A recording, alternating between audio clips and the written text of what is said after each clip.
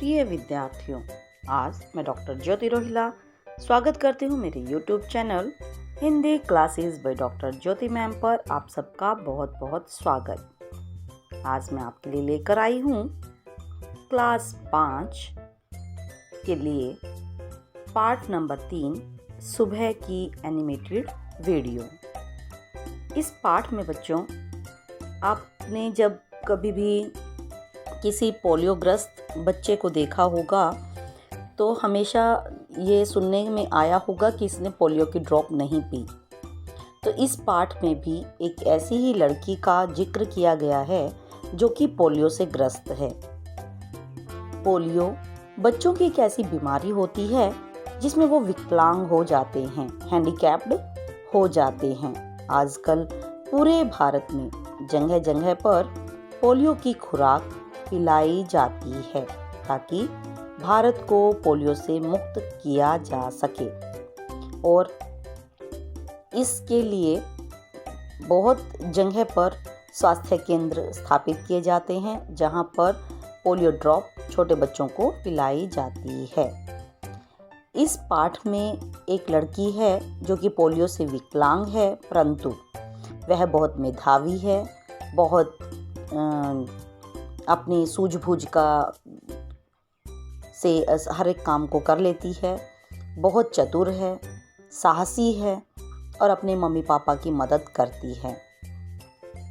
वह हमेशा इस काम में, किसी भी काम को करने में कभी भी अपनी शारीरिक कमी को आगे नहीं आने देती और हमेशा इस बात का ध्यान रखती है कि किस प्रकार से वो विकलांग होने के बावजूद अपने सारे काम अच्छे से कर सके।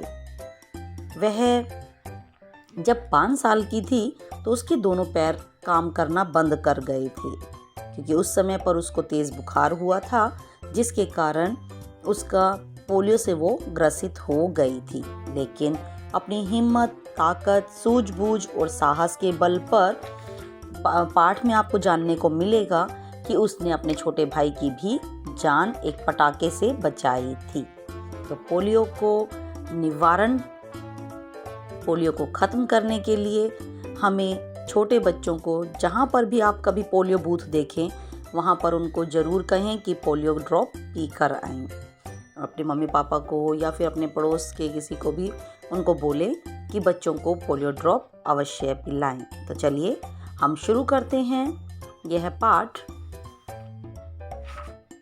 सुबह की एनिमेटेड वीडियो।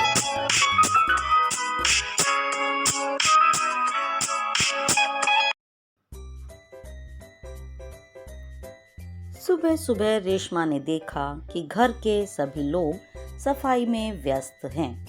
कोई सामान झाड़ रहा है तो कोई मकड़ी के जाले साफ कर रहा है। रेशमा ने सोचा, जरूर कोई खास बात है। माँ, आज कोई खास बात है? सब इतनी सुबह जल्दी उठकर घर की सफाई में जुटे हैं। रेशमा ने उत्सुकता से कहा। हाँ बिटिया रानी, त्योहार के दिन हैं, भूल गई क्या? पहले से ही साफ सफाई हो जाए तो अच्छी तरह त्योहारों का आनंद ले पाएंगे। माँ ने प्यार से रेशमा के गाल सहलाते हुए कहा। ओह, मैं तो एकदम भुलक्कड़ हो गई हूँ। पर माँ, आपने मुझे भी कोई काम सौंपा हो तो बताओ ना, मैं क्या करूँ? अच्छा चलो, पहले नहा धोकर तैयार हो जाओ, मैं फिर तुम्हें भी कोई काम बताऊंगी। माँ, मैं भी आपकी मदद करना चाहती हूँ। मदद तो मैं जरूर लूँगी, मैंने तुम्हारे लिए कई काम सोच रखे हैं। नहा धोकर नाश्ता कर लो, फिर बताऊंगी। कहते कहते माँ ने रेशमा को उसकी पहिए वाली कुर्सी पर बैठा दिया और रेशमा ने अपनी पहिए वाली कुर्सी को धीरे धीरे धकेला और अपने दैनिक कार्यों में लग गई। रेशमा जब पहले 5 साल की थी तब एक दिन अचानक उसके दोनों पैर काम नहीं कर रहे थे। उसे बहुत तेज बुखार हो गया था और घुटनों के नीचे दोनों पांव एकदम बेजान हो गए थे। बहुत इलाज लिया पर रेशमा के पाँव में जान नहीं आई। उसे पोलियो हो गया था। रेशमा बहुत हिम्मत वाली लड़की है। शुरू शुरू में उसे जरूर दूसरों की सहायता लेनी पड़ी, परंतु 11 वर्ष की उम्र में वह अपने सारे काम बड़े अच्छे से करने लगी थी। वह अपने परिवार पर अपने काम के लिए निर्भर नहीं रहना चाहती थी। परिवार के सभी सदस्य, पिताजी, छोटा भाई गोलू, दादाजी, दादी जी, सभी उसे बहुत प्यार करते हैं। वह सबकी आंखों का तारा है, यानी बहुत प्यारी। माँ ने रसोई घर के सारे बर्तन, डिब्बे, बोतलें नीचे उतारकर साफ कर दिए। अब उन्हें व्यवस्थित तरीके से लगाना था। माँ ने रेशमा को आवाज दी कि रेशु, अगर तुमने नाश्ता कर लिया हो तो काम में आकर मेरा हाथ बटा दो। हाँ माँ, मैंने नाश्ता कर लिया है। दूध का मेवे वाला दलिया बहुत अच्छा बना है। माँ, मैं हाथ धोकर आती हूँ। रेशमा अपनी कुर्सी को धकेलते हुए रसोई घर में आ गई। रेशमा माँ को बर्तन डब्बों पर लेबल लगा लगा कर पकड़ाती गई और माँ उन्हें व्यवस्थित ढंग से सजाती गई। रसोई घर से फिर से चमचमाने लगा था। पिताजी दफ्तर चले गए। माँ को लड्डू बनाने के लिए कुछ जरूरी सामान चाहिए था। गोलू छोटा था। दादा दादी जी बहुत बुजुर्ग थे। अब सामान कौन लाए? माँ परेशान थी। रेशमा ने कहा, माँ सामान मैं ला दूंगी, बस आप मुझे सामान की लिस्ट और एक थैला दे दीजिए। तुम ले आओगी? कैसे जाओगी? अकेली? माँ ने पूछा। हाँ माँ, एक बार पहले भी तो लाई थी, रेशमा ने बड़ी दृढ़ता से कहा। तो ठीक है, तुम ही ले आओ, लेकिन ध्यान से जाना, सारा सामान नुक्कड़ वाली दुकान से ही मिल जाएगा। थोड़ी देर बाद रेशमा सारा सामान लेकर लौटी। उसने गोलू को आवाज दी, गोलू, यह लो टॉफी, मैं तुम्हारे लिए लाई हूँ।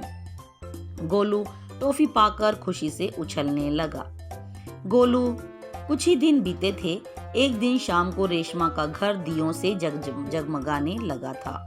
पूरा मोहल्ला जगमगा रहा था। जहाँ देखो वहाँ रोशनी ही रोशनी थी।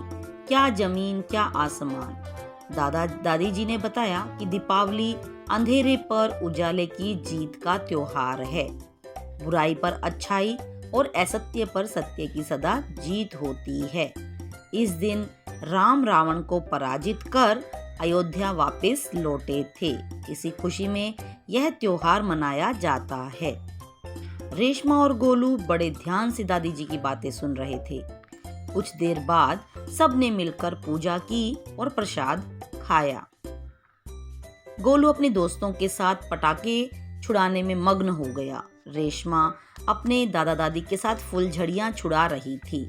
इतने में रेशमा ने क्या देखा कि गोलू ने जिस पटाखे को बुझा हुआ समझकर छोड़ दिया था, उसमें चिंगारियां निकलने लगी हैं। गोलू की पीठ पटाखे की तरफ थी। रेशमा चिल्लाई, गोलू गोलू बचो, तुम्हारे पीछे पटाखा है। पटाखों के शोर में रेशमा की आवाज दब गई। बाकी लोग कुछ समझ पाते इससे पहले रेशमा जल्दी जल्दी कुर्सी को धकेलती हुई गोलू के पास पहुंच गई। उसने गोलू को धक्का मारा और खुद आगे निकल गई और अपनी कुर्सी की गति के कारण धड़ाम से गिर गई। जोर का धमाका हुआ। रेशमा की फुर्ती ने गोलू को जलने से बचा लिया। गोलू को कुछ समझ नहीं आया। उसको धक्का किसने मारा और क्यों? धमाके की आवाज सुनकर माता पिताजी बाहर आए और कुर्सी रेशमा के ऊपर थी और रेशमा नीचे। पिताजी ने कुर्सी सीधी की, रेशमा को उसके ऊपर बैठा दिया। माँ भयभीत थी।